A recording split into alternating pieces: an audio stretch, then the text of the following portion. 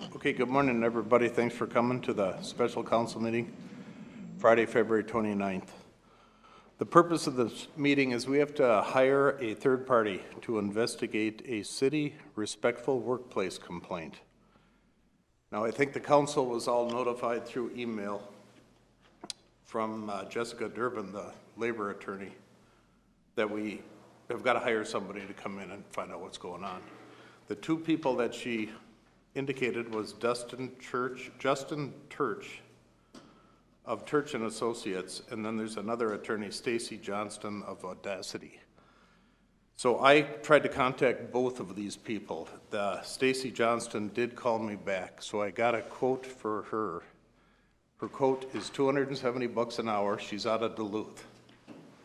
I kind of would like her to come here and do an in-person interview.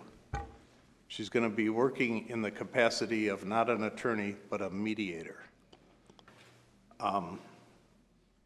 Also, according to this notification that we got, and Brad, maybe this is a good question for you, does the council get interviewed also? It kind of appears to me that this is just directed to staff. My thought would be the purpose of today's meeting is whether to hire one of these people or what parameters on price. What that person wants to do or who they want to interview, and I guess that's up to them. I mean, the whole point is to authorize a third-party investigation. I have no clue what they would plan on doing, but it might include the council. I haven't talked to either one of those people. Okay, but it is up to the interviewer, not to council or staff. I think the whole idea of a third party would be it's their discretion to decide what to do and not take direction from either one. Yeah. Paint a picture of what's going on. Mm-hmm. I have a question. Okay. Does the council ever get to find out what the complaint is? We're hiring a neutral third party, but we don't even know what the complaint is. Yeah. It's the Jessica Durbin's position that she recommends you hiring this, doing the investigation irrespective of what the complaint is. I did push her a bit because I heard that at least one councilman, maybe Aaron, wanted to know, to your point, wanted to know better what this is about before you authorize funds. And I pushed Jessica a bit on that, and she then acknowledged if you go into closed session and we clarify it's a very limited purpose, just to, it's private data. So just the council could look at it for the single purpose of determining whether to spend money, but then not share that information with anybody else, try to keep it as protected status. Yes is the answer. But you'd have to go into closed session to review it because that data is private. Or you could just stay in open and just decide whatever's going on is worth an investigation. I don't need to see the report. You could go either way. Okay. I'm in the latter view that I don't need to know the details. I just think we, as a council, have to address it. And I'm very happy to have the attorneys to figure out what they need to do. Thanks. That's my view. Can the attorney email us the complaint as long as we know it's confidential and private data? Did you get a copy of this email from the attorney? Recommending the third neutral party? Yeah. Yes, but it doesn't say the complaint on there. Yeah. I think it's Ms. Durbin's position if any council, even though you're a council member, it's still private data. So her position would be limit the data as best as possible, and her best idea, we talked about it together, if you want to look at the data, I think the best way to do it is like in a paper copy where we can show it to council in a closed session and then take it back, and then all of you can see it if you want to go there, but it'd be a vote to go into closed first. But she did not, I don't think she's comfortable with the idea of we lose control of that data when we email it to somebody. That doesn't suggest you're going to give it to the newspaper. I doubt you would try her, but she's trying to follow protocol. But there is more of a report than what we have here. There is documentation of the... There is an incident report. I have not seen it. That's, I think, what you're asking about. That's the private data I'm talking about. So it's the labor lawyer's position, no matter what the report says, she's recommending that you hire this third-party investigation. But I do see the logic of a couple of you that, how am I going to spend city money when I don't even know what the report says? But if you're going to do it, we want to do it as protected as possible, go into closed session, look at it briefly in paper copy, and take it back. And I guess if this has come and we've got to address it. We don't have a choice.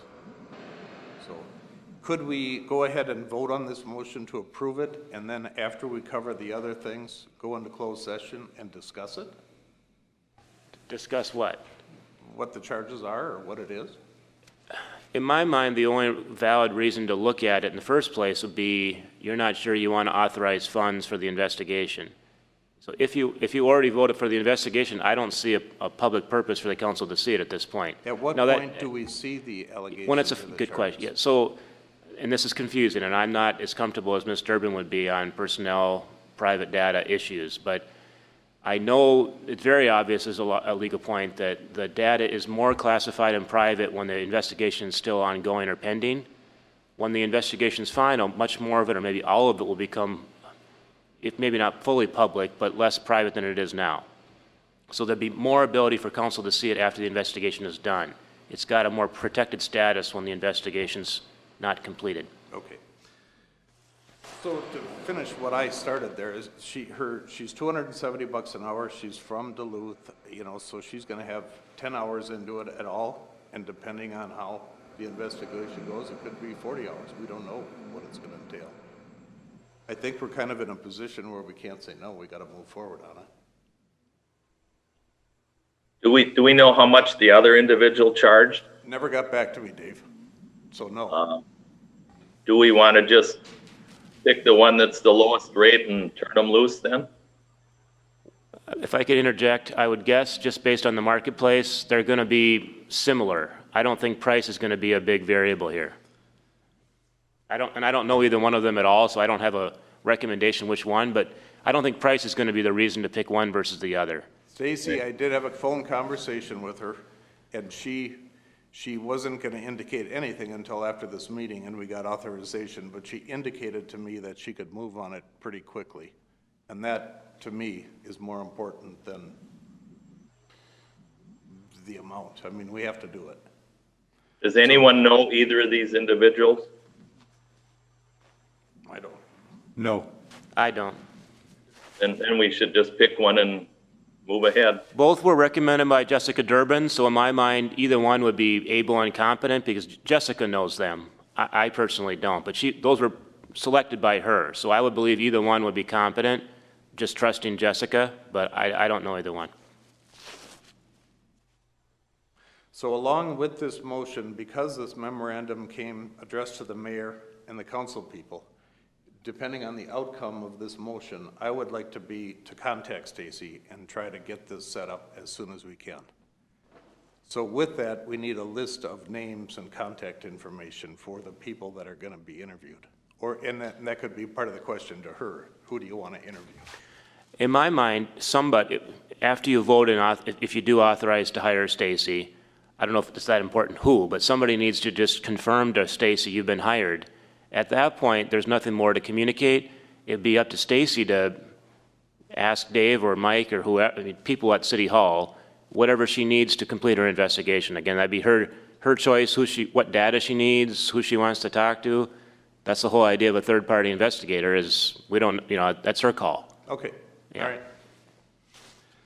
So is there any other comments, questions about it? So that even if- just means, Go that ahead, just, Dave. that if when we talk about this, and I'm assuming we approve it, that the city administrator calls her and places the go-ahead with her. Well, I would counter that because the memorandum was addressed to me, so I would like to be the one. Well, it was addressed to everyone, and you have no more power than any of us on the council. No, And no, but it was addressed to me. I'd like to see it through, and I'd like to do it as timely as possible. That's the only interest I have in it. Would it make sense if we directed city attorney Person to make that communication? Yes. I would agree to that, but timeliness is important. Well, if it's urgency, I can do it. I don't have her number, but I can get it. I can do it today. Again, I've never met her before, but I can't be that hard to find her phone number and call her. Well, It's she's got on an the email that memorandum. she responds to. I saw the memo. I didn't pay attention to that, but okay. But that's how I got hers through the email, and she got right back. I'll figure so- it out if you want me to do it, but I can easily do it today.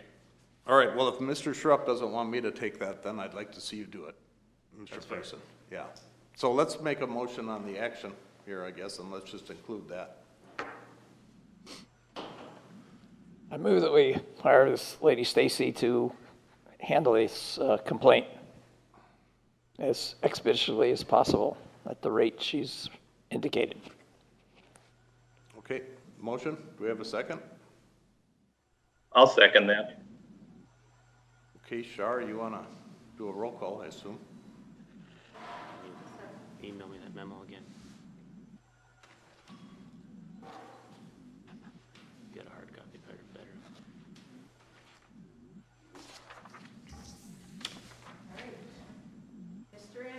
Yes. Yes?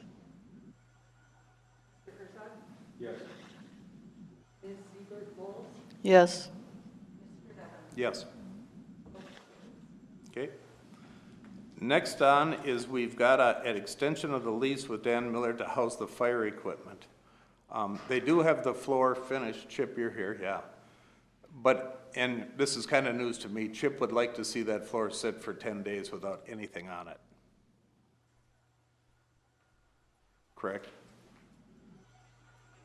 So that, being said, it puts us back a little bit. Go ahead. Yeah, the floor is not finished. They just have the fleck down. They still have to put the 2 clear coat finishes down.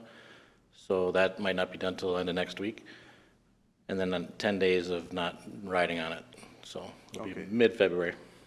So, and Dan Miller has been gracious enough to give us the building for 2 weeks with no charge. So kudos to Dan for doing that.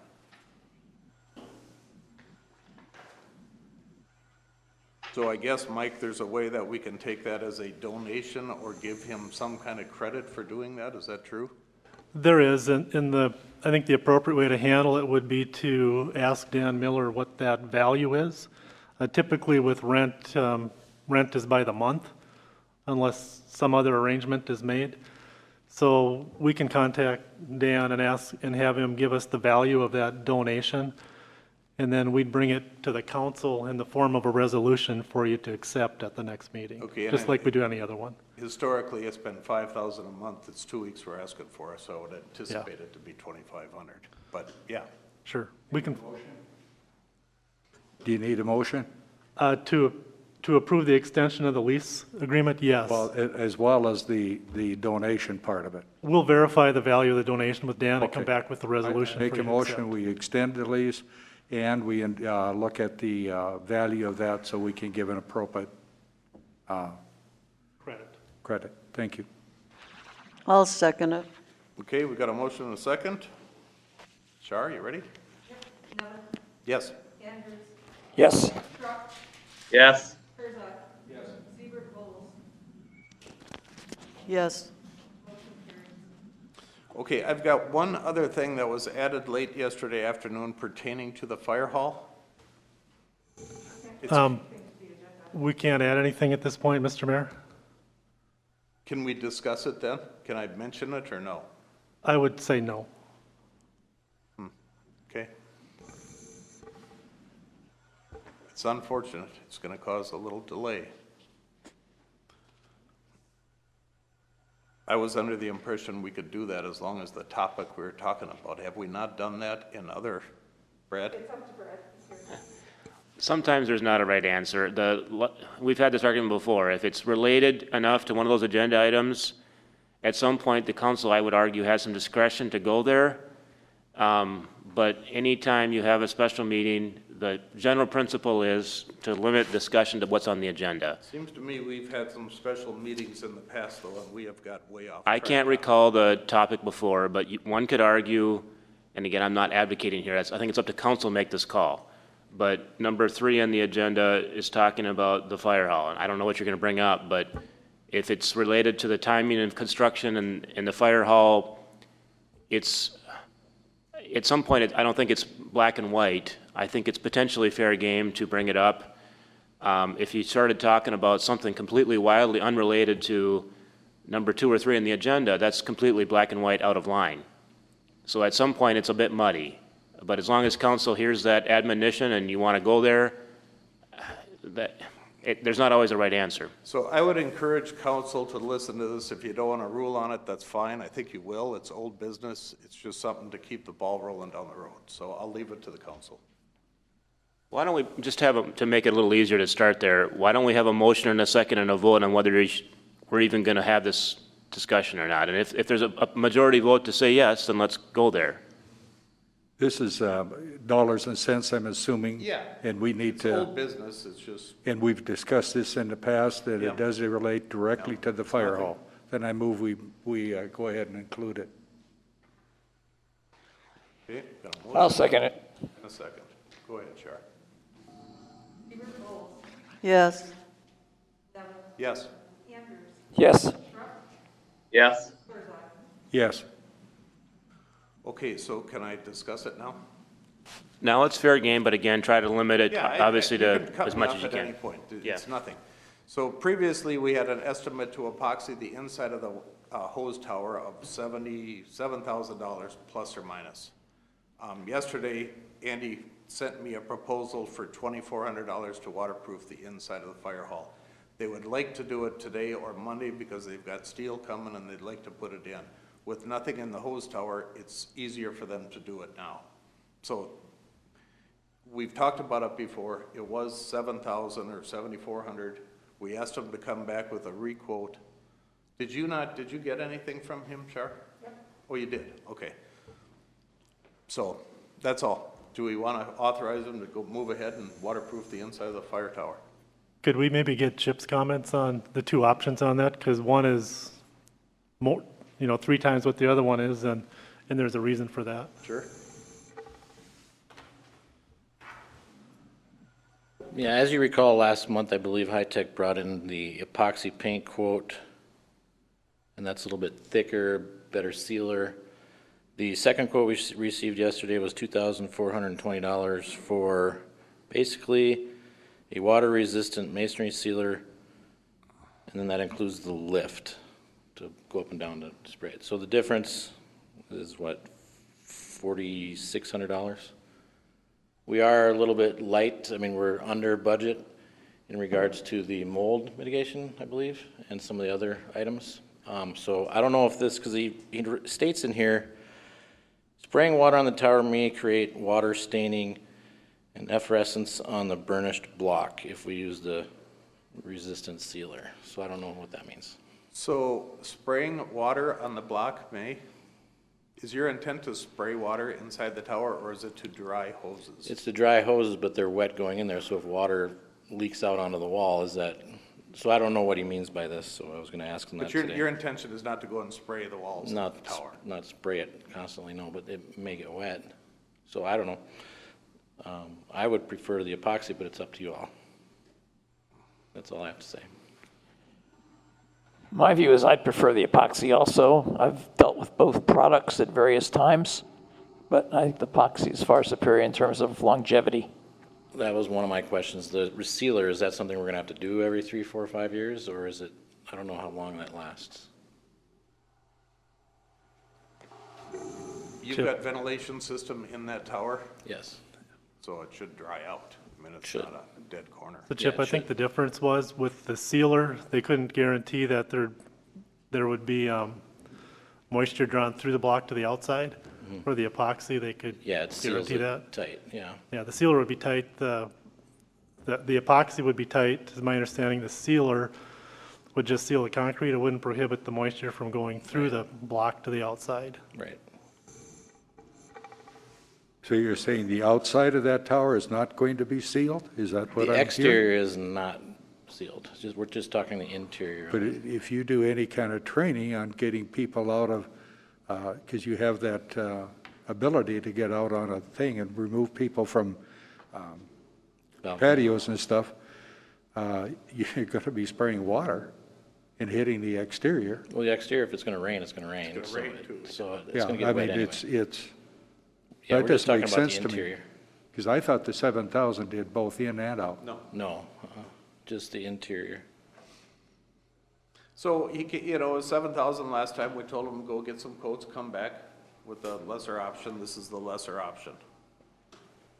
So personally, I think waterproofing it would be adequate. With ventilation system in there, it'll dry out.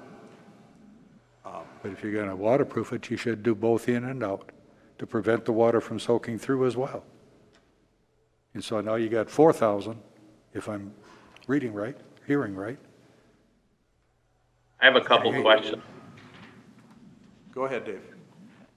Is the tower, how big is the tower inside? 18 by 16 or something, or 18 by 18? Yeah, Does it have lighting in it? Yes. sure, yeah. Yeah. And is the epoxy white? That's yet to be determined, Yeah, but I'm probably. just thinking it might be a better, I don't know the color of the sealer. I'm assuming it might be Clear. clear, but I would think that the brighter you make it in the inside, the safer it'd be. didn't we pay extra to have that cut block inside? I mean, isn't that kind of an appearance grade block? I think the outside, I think so. I think it's the same on the front. I have no idea. I haven't looked at it. I think it's rock face outside and cut inside, but yeah. I think so. I think you're right. Yeah, so, you know, there's an appearance to that block on the inside that is, I think is why we did that, so it's an appearance grade block. I guess I'm thinking that long-term, it's either pay now or pay later every 5 years. I think it's probably best just to do the epoxy. Make it long-lasting. Okay, so is that a motion? I could, yes, I'll make a motion to just go with the $7,000 epoxy. And what was that quote, Chip? Was it 7 even or 70? 7,040, I just got rid of it here. Let me pull it back up.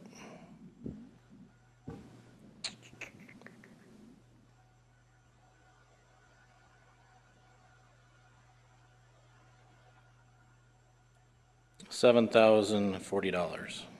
Okay. So we have a motion by Schrupp. Do we have a second? I'll second that. I've already expressed my preference for the epoxy in terms of longevity and function. Okay. Char? Yes. Yes. No. Yes. Yes? Okay, motion carries. Okay, we're gonna have a meeting over there at 10 o'clock, I believe. So we'll let them know what we're doing. Okay, looking for a motion to adjourn. That's it. So move. Got a motion? Second. A second? You want to roll call that again, Char? Yes. Yes. Yes. Yes. Yes.